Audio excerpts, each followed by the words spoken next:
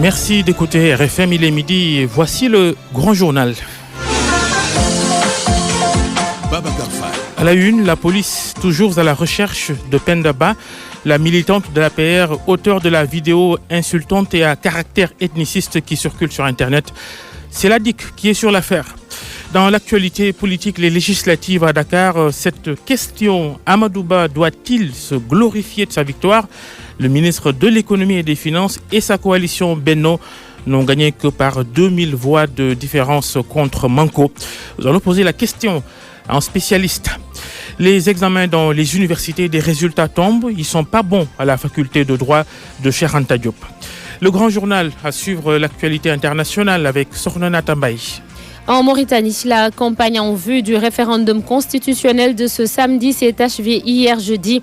Le président Mohamed Ould Abdelaziz s'est encore une fois pris aux sénateurs. Il les traite de corrompus et de traîtres.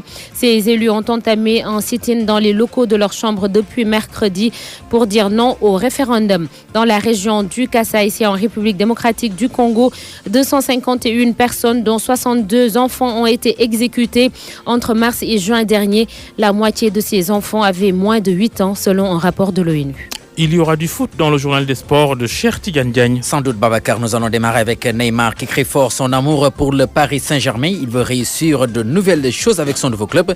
À l'instant, en conférence de presse, vous l'entendrez dans ce journal. Handball, IHF Trophy U20. Sénégal, Bénin se frotte pour une place au Zénith. C'est un garçon. On parle aussi foot d'un point de vue. Oui, l'argent dans le football avec le transfert de Neymar au PSG, 145 milliards de francs CFA. Nous serons en ligne avec Tierno Seydi, agent de joueur, et Papa Massata Diak, spécialiste du marketing sport. Bienvenue.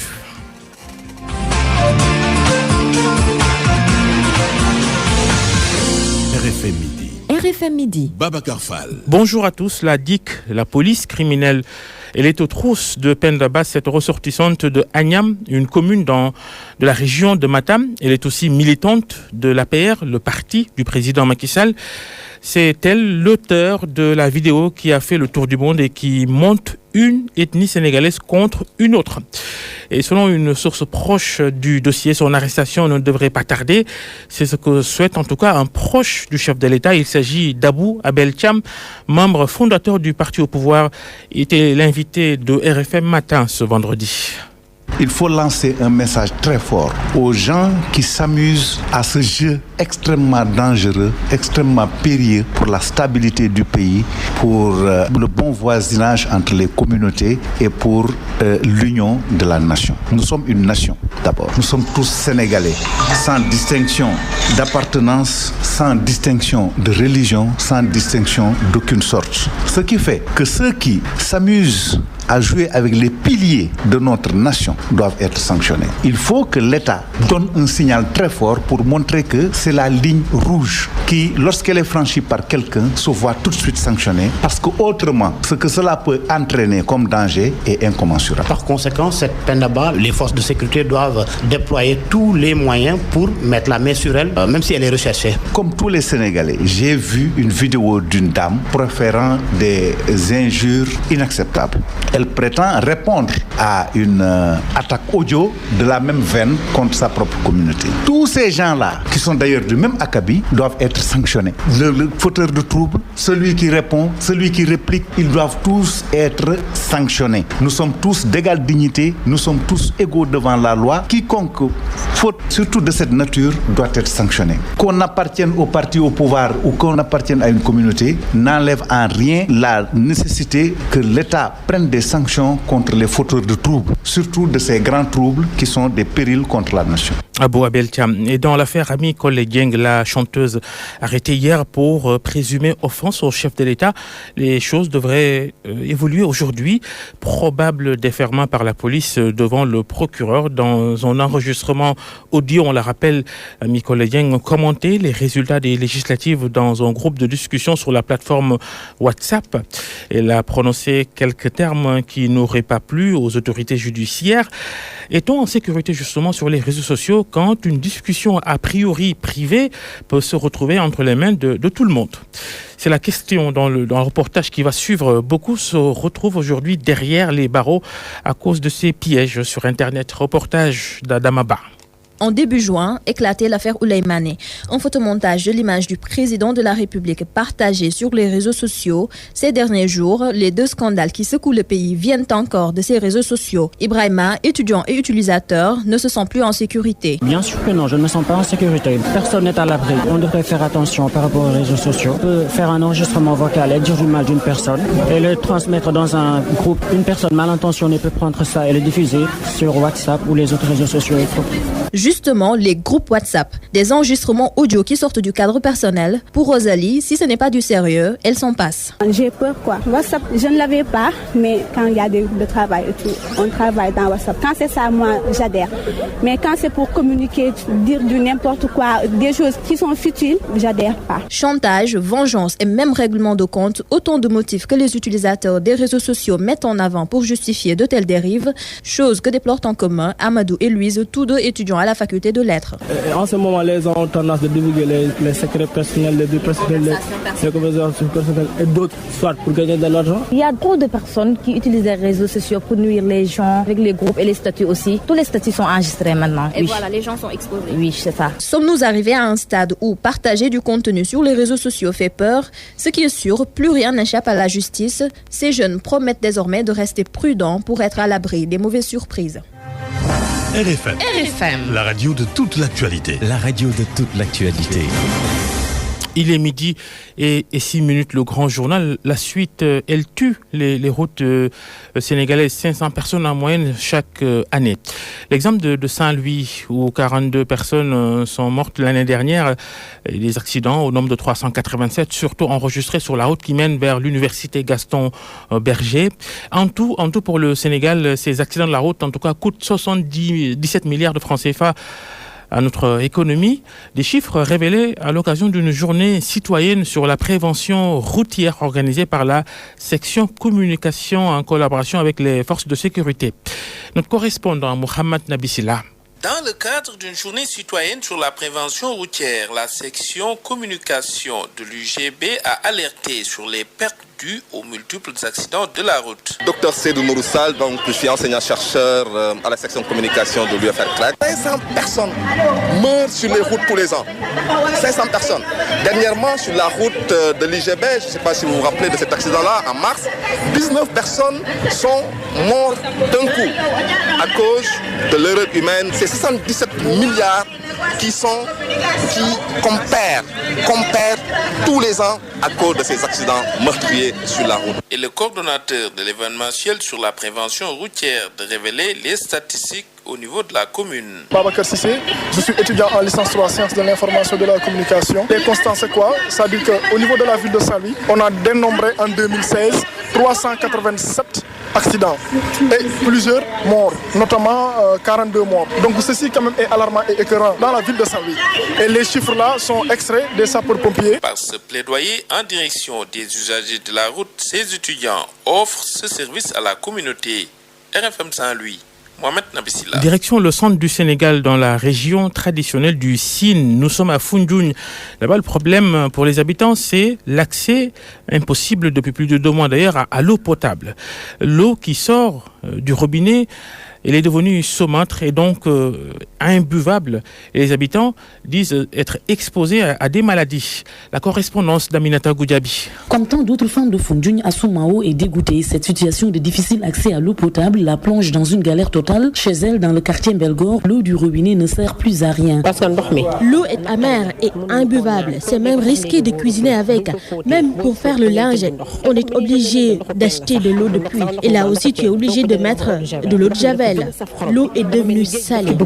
La consommation de cette eau un peu trop salée expose les populations et surtout les enfants à la maladie. Farba Diouf, habitant de Foundiougne, demande aux services compétents de réagir. C'est resté un problème de santé publique parce que l'eau n'est plus buvable et ça constitue également un danger de santé pour les enfants et pour les vieilles personnes. Déjà, quand il y a panne d'électricité, les robinets ne fonctionnent pas. Si ça réouvre, tu vois que l'eau est vraiment d'une couleur indescriptible. À Foundiougne, désormais, pour avoir de l'eau propre à la consommation, il faut débourser une fortune. Ndaïdjei est restauratrice. C'est cher, très cher même, parce que tu achètes la bouteille à 200 francs, plus le transport à 200 francs, ça te revient à 400 francs. Et des fois, j'achète 6 bouteilles. C'est très dur, vraiment, on a besoin d'aide. Franchement, on prône un changement. Assoumao, mère de famille. Un bidon à 200 francs et il nous faut 6 bidons pour toute la famille. Et sans compter le nombre de bidons à acheter pour le linge. L'eau est devenue salée. Après des investigations auprès des autorités, Farba Diouf dit avoir une explication à cette situation. Une fois qu'ils ont dit que voilà, la nappe d'eau est en train de finir, parce que c'est un vieux forage qu'ils avaient essayé de forer un nouveau à côté, et que l'eau est très salée, ce qui fait qu'on a un excès d'eau de salinité extraordinaire. L'eau à Foundiougne est imbuvable et ça nous coûte cher. Aminatou Goudiabi, Fatigue FM. Et ce midi encore en reportage Tabaski dans le Grand Journal, un peu plus de 3 semaines de la fête, l'élevage, la gestion, l'entretien des moutons, ça pose problème. On est la saison des pluies. En plus, c'est la période pendant laquelle les aliments pour bétail coûtent davantage cher. Un reportage signé Fatoumbo. Des baignoires de pain trempées dans l'eau, du carton, des mélanges de céréales locales exposés en l'air, des flaques d'eau usées à côté des bâches sous lesquelles se trouvent des moutons de taille et de races différentes. Pour ces éleveurs rencontrés à la Médina, l'élevage des moutons semble difficile, surtout en cette période. Moussa Khan. L'hivernage complique vraiment la situation. Vous savez, avec la pluie, les moutons sont souvent sales et cela fait fuir les vendeurs. Avec la pluie aussi, notez que c'est très difficile. La pluie nous cause également d'autres soucis. C'est le cas par exemple avec les bâches. Elles les emportent souvent. Et dans ce cas, nous sommes obligés de les attacher pour mieux les fixer. Selon lui, il faut vendre plus de moutons pour amortir le coût de l'entretien. Il faut vendre plusieurs moutons pour se tirer d'affaires. Par contre, les moutons qu'on appelle tchogal sont plus faciles à écouler. Ils ne demandent pas trop de frais. Sous le couvert de l'anonymat, ces éleveurs déplorent la cherté du bétail. L'aliment coûte excessivement cher. Le sac de paille d'arachide coûte apparemment 3 000 francs, sans compter les autres.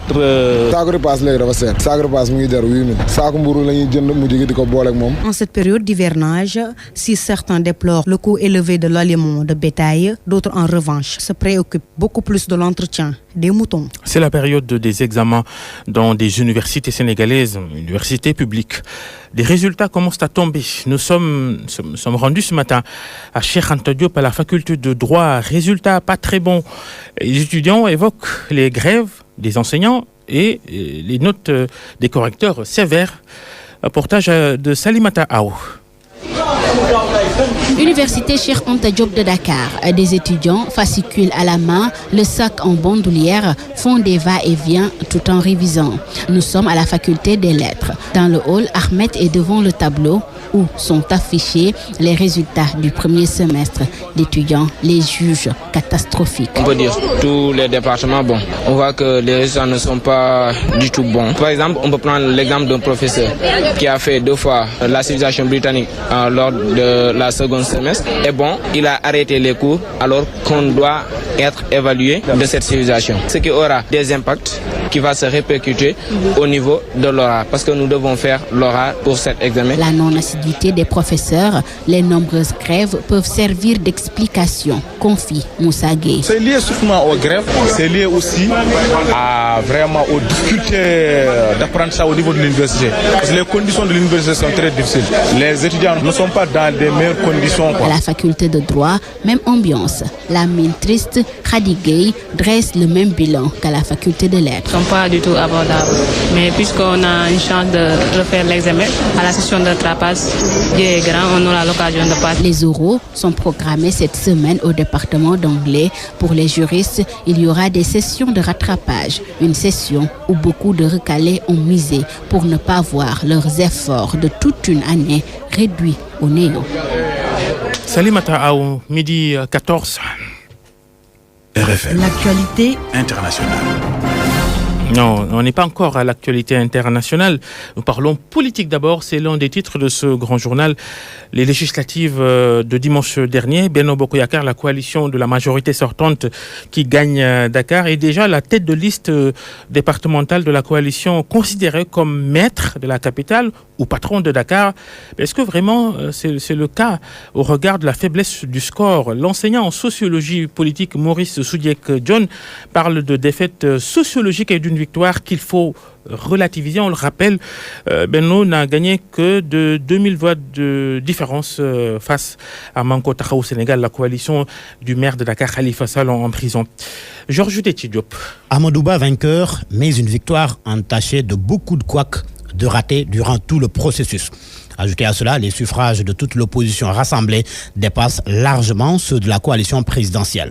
Alors pour Maurice Soudiek-John, il faut relativiser. La victoire électorale de Benno Bokk Yakaar est davantage fondée sur le mode de scrutin majoritaire à un tour, ou même avec une seule voix de différence, on remporte tous les sièges. Dès lors, il me semble que la victoire doit être relativisée en raison des graves et multiples dysfonctionnements. Donc, s'il y a une victoire électorale à Dakar qui peut être analysée en raison du fait que l'essentiel ou tous les postes ont été remportés par la coalition Benno Bokk Yakaar, il y a, ce me semble, une défaite sociologique car l'opposition sort largement majoritaire si l'on additionne les suffrages obtenus par l'opposition. Par conséquent, Amadou Ba doit avoir le triomphe modeste, son équipe aussi. Oh oui, certes, le triomphe modeste, mais il faut éviter peut-être de personnaliser les choses puisque c'est plusieurs personnes qui étaient investies sur la liste départementale. Ce qui est important, c'est que la coalition Benno Bokk Yakaar a perdu. C'est une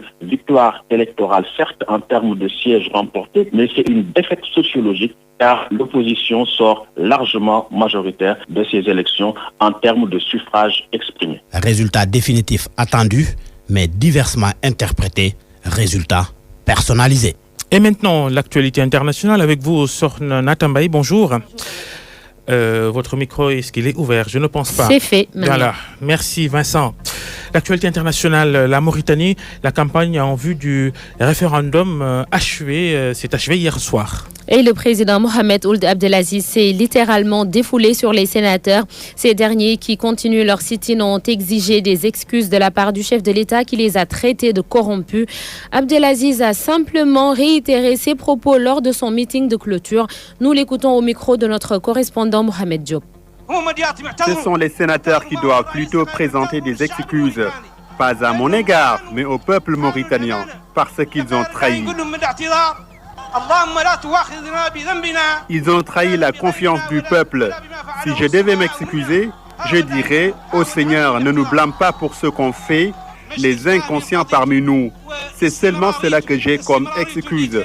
Vous connaissez la situation du Sénat. Son maintien n'est plus possible.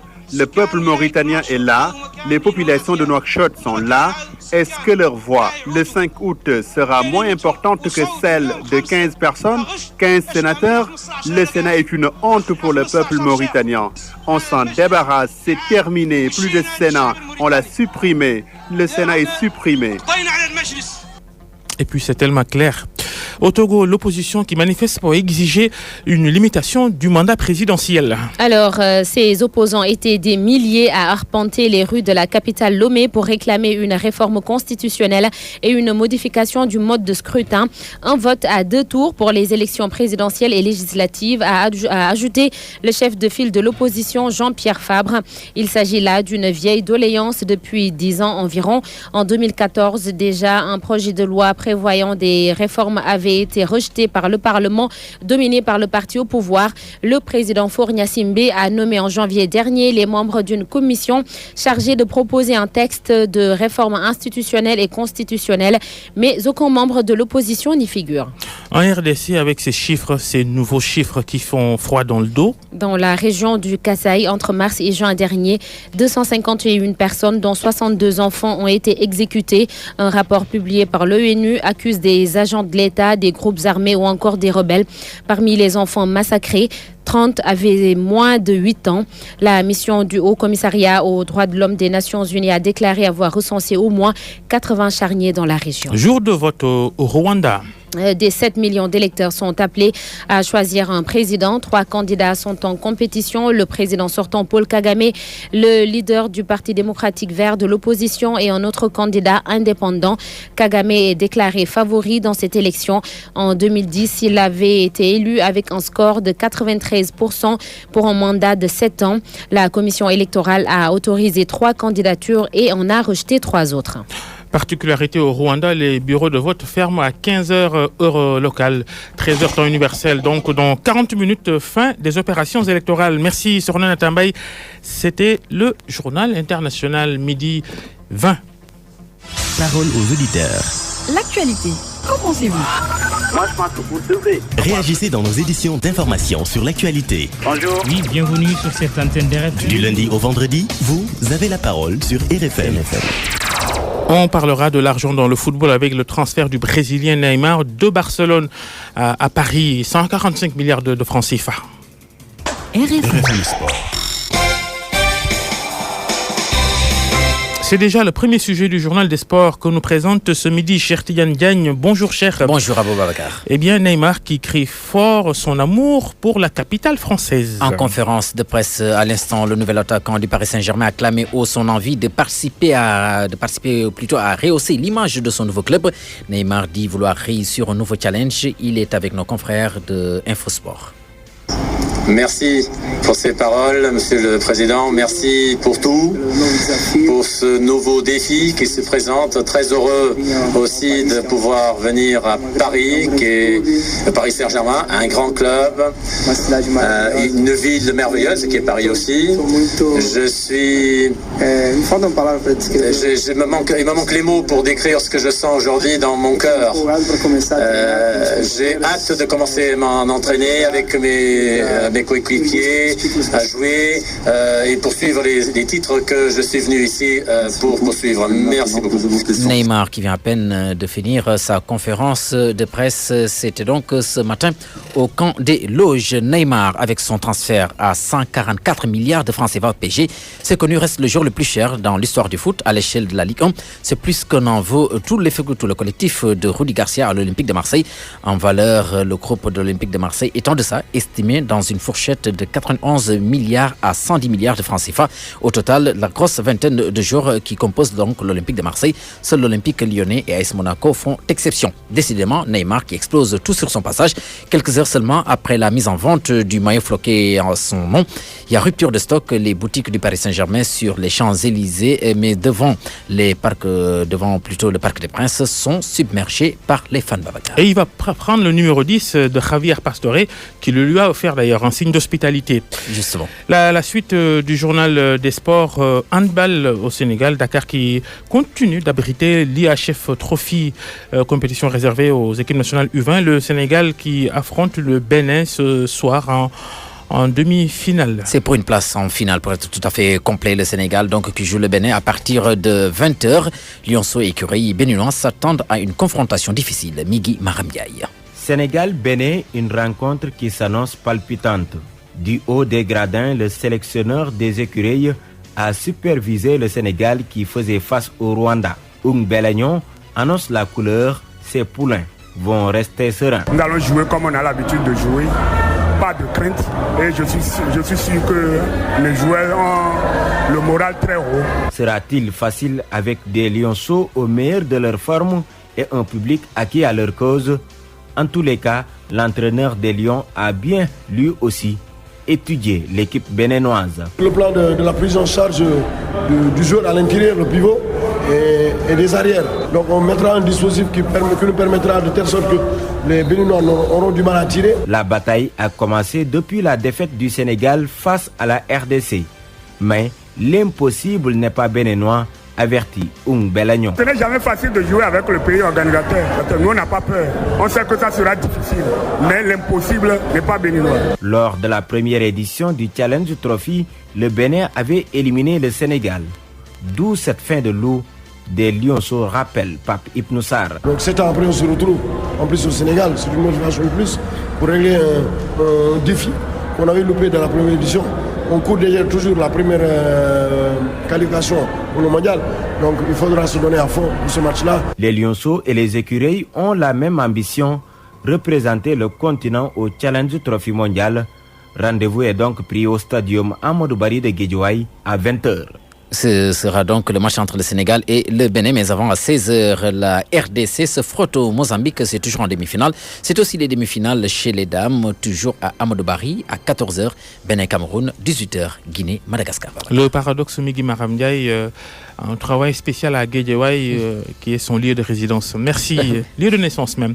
Merci, cher Tidiane Diagne. Merci à vous. RFM, la chronique du jour. Chronique de Mamoudou Ibra Kane, votre lecture, Mamoudou, des élections législatives du 30 juillet dernier. Le pouvoir tient sa majorité, l'opposition devra repasser pour imposer la cohabitation. Telle est la vérité des urnes. Être grand seigneur dans la victoire et digne dans la défaite. Ce n'est pas de la morale, c'est la démocratie qui le veut ainsi. Un esprit sain dans une démocratie saine. L'Esprit Saint, voilà qui a fait défaut durant le processus qui a mené au scrutin législatif du 30 juillet. S'il est exagéré de dire que c'est la pire des élections, on peut affirmer qu'elle est loin d'être la meilleure. Hormis la satisfaction relative qu'on peut avoir du taux de participation, il y a à pointer les nombreux manquements d'une administration aussi expérimentée que l'administration sénégalaise.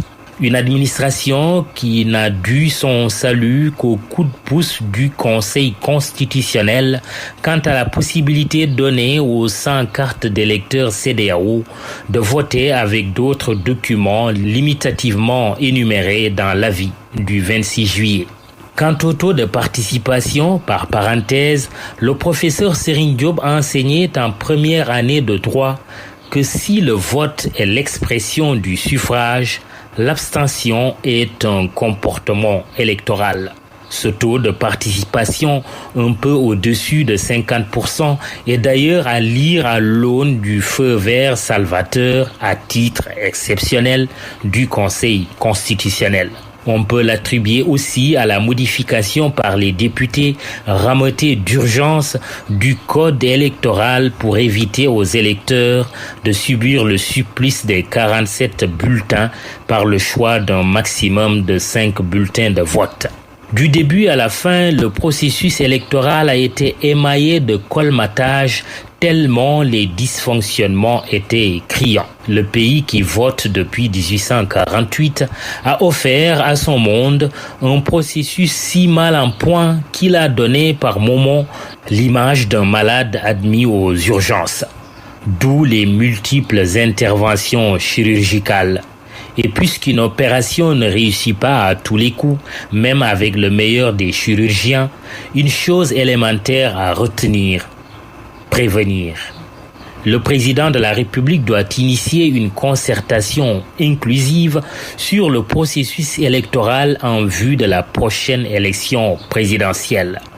En rapport au dialogue national, il a là une belle occasion d'en reprendre l'initiative. Faute de quoi, dans de telles conditions, 2019 pourrait être très risqué pour la paix sociale du pays. En attendant, Mamoudou Ibra Kane, les leçons à tirer des législatives 2017. Babacar, les leçons du scrutin sont nombreuses et variées. Quelques-unes méritent d'être retenues. S'agissant de l'opposition, le scrutin de dimanche révèle qu'elle a été victime de sa propre désunion. La vérité des urnes est que les deux principales coalitions, Manko Tahaou Sénégal et Wattu Sénégal, auraient été plus fortes unies que désunies. Les résultats provisoires de Dakar en sont l'illustration parfaite. Près de 34% seulement pour Benno, qui tout en étant minoritaire face aux dites coalitions réunies, rafle les 7 sièges de la capitale. Des opposants qui ont oublié le b.a.-ba de la politique, l'union fait la force. Avec son éphémère Manko Wattu Sénégal, l'opposition significative aurait pu remporter plusieurs localités et non des moindres. Mais c'était sans compter avec les égos surdimensionnés.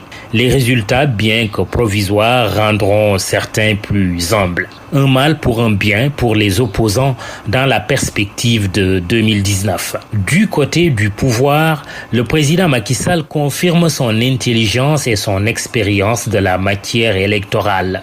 Il n'avait pas coiffé tout le monde au poteau en battant son ancien mentor Wade pour rien. Avec le recul, on s'aperçoit de la lucidité qu'il a eue en empêchant son frère cadet Aliou Sall et son oncle Abdoulaye Timbo de conduire les listes Benno respectivement à Guédiawaye et à Pikine. Le faisant, il a non seulement privé l'opposition d'un thème de campagne qui aurait pu faire mal, la dévolution dynastique, mais aussi il s'est évité une pression tant familiale que politique.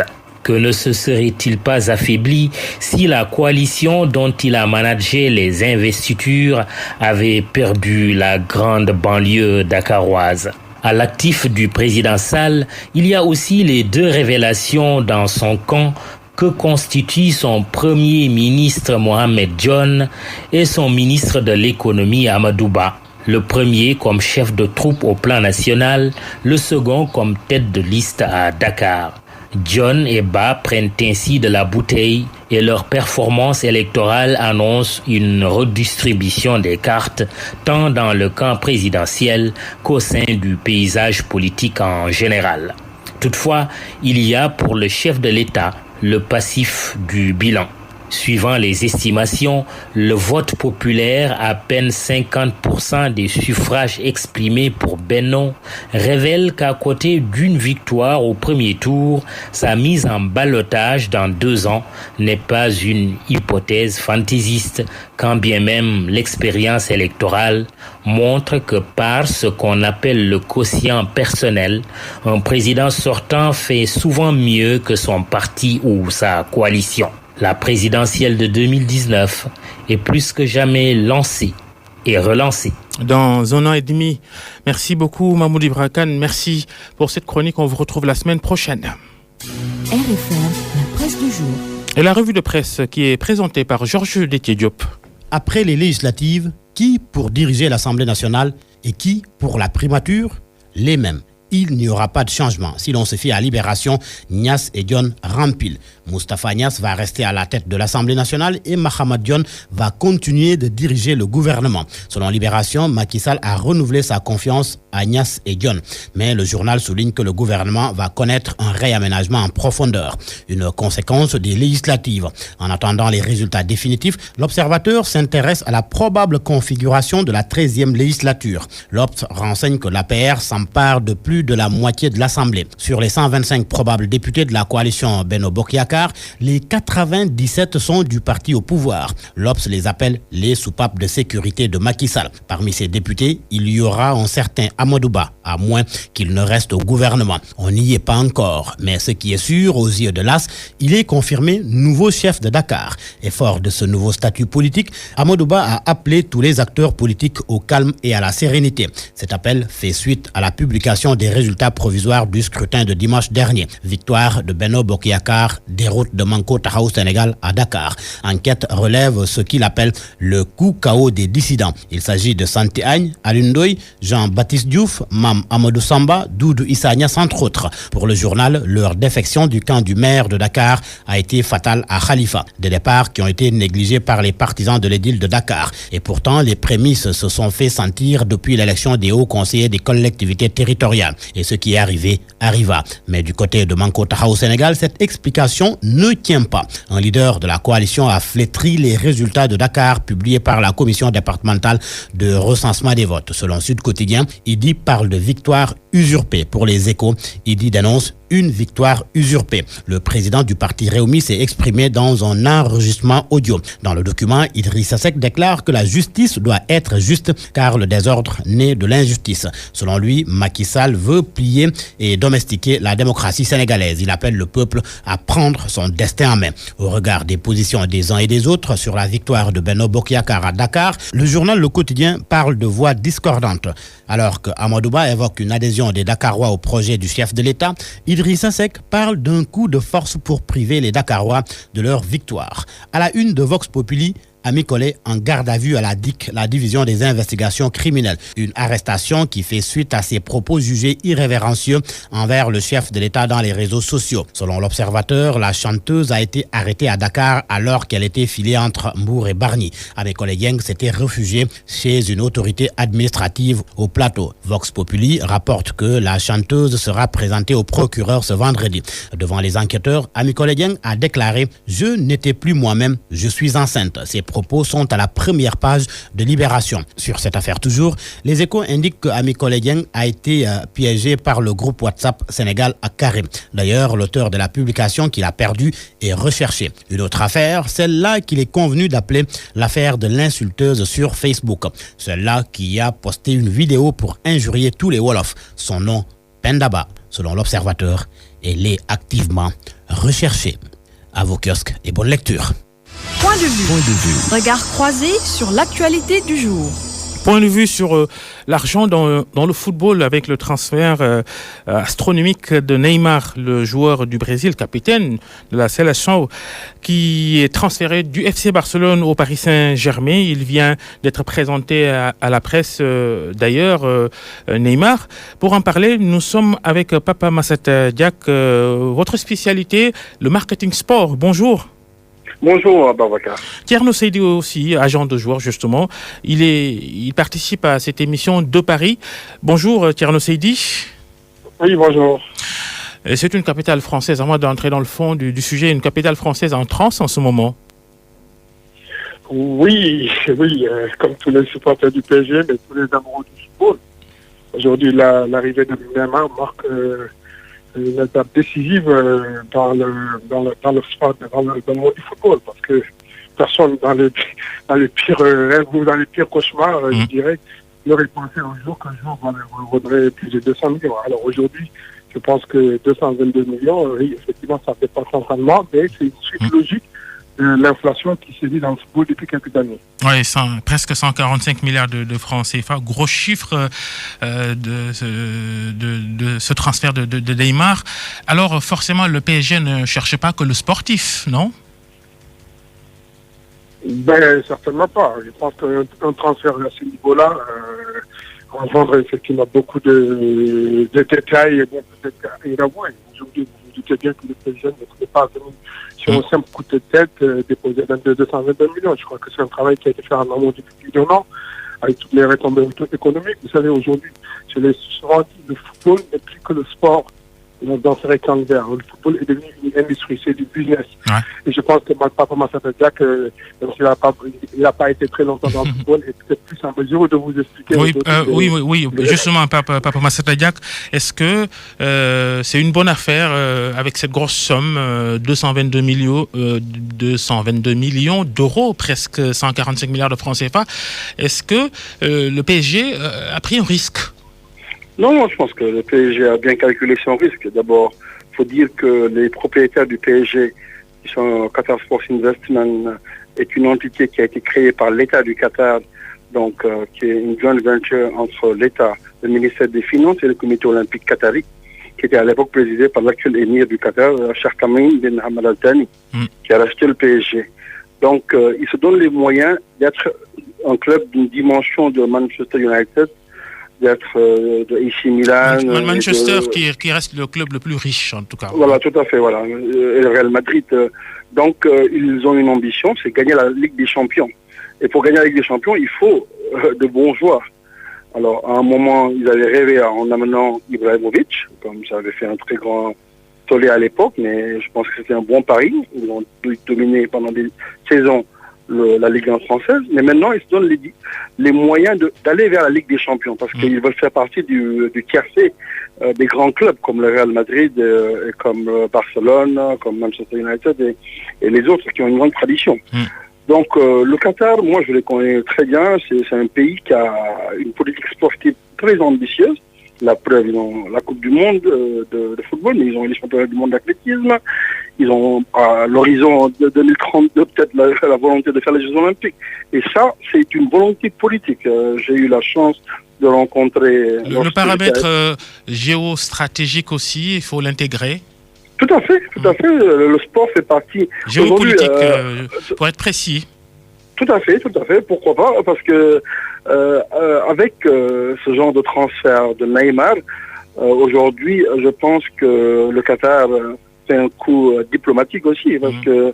Après son isolement par ses voisins. Je pense que les gens les ont isolés, à tort ou à raison, je sais pas, mais en tout cas, moi, je suis très familier du Qatar, et je pense qu'on colporte beaucoup de rumeurs sur eux qui ne sont pas avérées. Et je pense que c'est un peuple très pacifique, et c'est des gens qui ont vraiment une volonté de faire quelque chose pour le sport.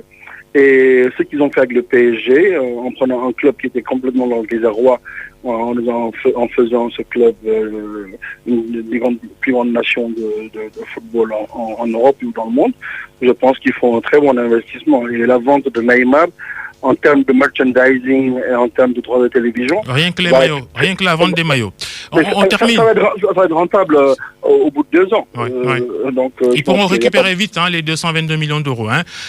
On termine avec vous, on termine avec vous, Pamassata Diack, tout à l'heure. Alors, Thierno Seydi, je sais que vous auriez bien aimé vendre un joueur à ce prix-là, mais cette inflation-là, où est-ce que ça va mener si aujourd'hui Neymar est vendu presque 145 milliards de francs CFA, demain une autre star du foot, un peu plus peut-être, est-ce que le foot va s'en sortir? Ils vont s'en sortir parce que c'est les enjeux qui en valent la peine. Je vais vous dire, aujourd'hui on parle de Neymar à 222 milliards. Je suis persuadé, au moment où le Barcelone mettait cette clause de 222 millions d'euros, ils n'auraient jamais imaginé qu'un jour, quand ils mettraient ce prix-là, et cette inflation ne va partir que crescendo. Je vais vous dire, aujourd'hui on parle de Kylian Mbappé, qui à peu près, Monaco demanderait 180 millions. Aujourd'hui, il est évident que si un club vient l'acheter autour de ce prix-là, forcément, la clause libératoire sera autour de 500 millions. Ça, c'est sûr et certain. C'est clair. Donc, malheureusement ou heureusement pour le football, c'est comme ça, c'est la règle du jeu. Pour rebondir sur tout à l'heure, ce que Papa Massata disait par rapport au Qatar. Vous savez, le Qatar n'a existé qu'à travers le sport. Il y a 15-20 ans, personne ne connaissait le Qatar. Les Qataris ont senti qu'à un moment donné, pour des raisons géostratégiques, pour des raisons de reconnaissance internationale, ils ont investi à fond le sport. Et aujourd'hui, cette notoriété du Qatar, elle est due à 90%. C'est vrai qu'il y a le pétrole et le gaz. Aujourd'hui, quand on parle Qatar, on parle tout de suite sport.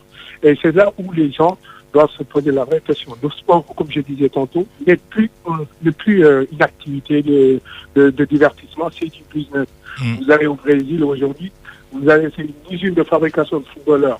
Et ça, j'espère qu'un jour, en tout cas aujourd'hui en Afrique, on comprendra que investir dans le sport, c'est investir sur une jeunesse saine et investir aussi sur un surplus économique dans l'activité du pays.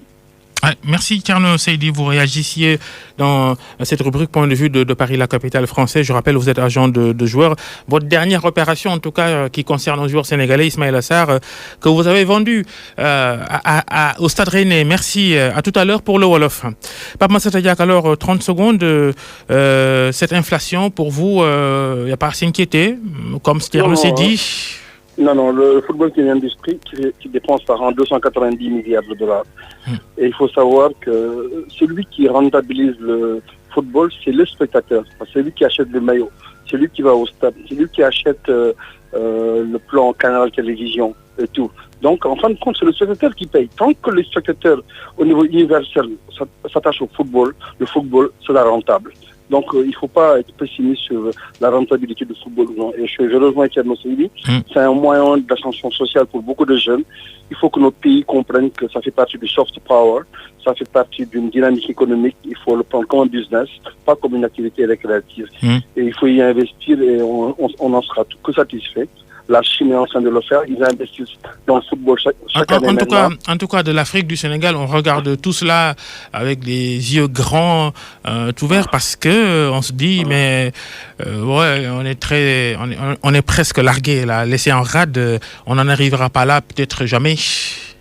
Non, on peut se permettre de rêver. On a de très bons joueurs. Il faut juste les mettre dans de bonnes infrastructures et les encadrer. On peut en faire une industrie.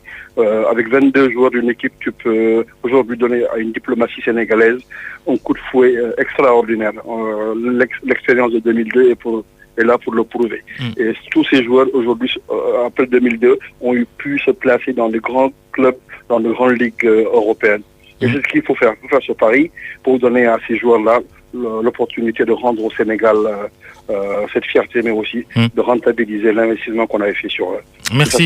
Merci beaucoup, Pape Massata Diack, spécialiste du marketing sport. Merci à Thierno Seydi, agent de joueur. On parlait d'un point de vue ce midi du transfert énorme de Neymar du FC Barcelone au Paris Saint-Germain en France. Merci à tous d'avoir suivi ce grand journal. Midi et bientôt 45 minutes. Un mot sur la météo. Selon la direction de l'exploitation et de la météorologie de l'Agence nationale de l'aviation civile et de la météo, une accalmie générale sera notée aujourd'hui sur l'ensemble du pays concernant les pluies et la chaleur qui va persister sur l'ensemble du territoire, particulièrement dans les régions nord et nord-est. Merci de rester fidèle au programme de RFM. C'est la fin de ce grand journal. Merci à Vincent et Pape Omar qui étaient à la réalisation technique. Georges Diop aussi, grand merci. Rappel d'une des principales informations de cette édition, la police qui est toujours à la recherche de Pendaba, la militante de l'APR, auteure de la vidéo insultante et à caractère ethniciste qui circule sur Internet. La DIC est assez trousse, nous renseigne une source proche du dossier. Dans un quart d'heure, le grand journal en Wolof de Sornon Ngenengom. Restez avec nous, les programmes continuent. Dialgate Fribar.